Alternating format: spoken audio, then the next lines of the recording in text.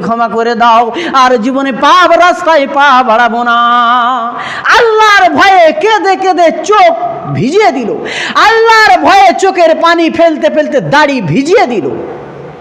বলুন দেনি, যার অন্তরে এইরকম আল্লাহর ভয় আছে তার দ্বারা খারাপ কাজ হবে? অসম্ভব, করতেই পারে না, তার দ্বারাই অন্যায় কাজ সংগঠিত হতেই পারে না। সেই জন্য আল্লাহ রাব্বুল আলামিনের ভয় অন্তরে লালন করতে হবে, পালন করতে হবে। শুধু লালন করলে হবে না, পালনও করতে হবে। বহু জায়গায় আমার জীবনে দেখেছি, বহু জায়গায়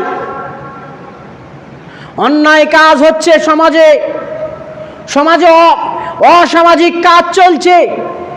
আলেম উলামারা যখন সেই অসামাজিক কাজের বিরুদ্ধে বজ্র কণ্ঠে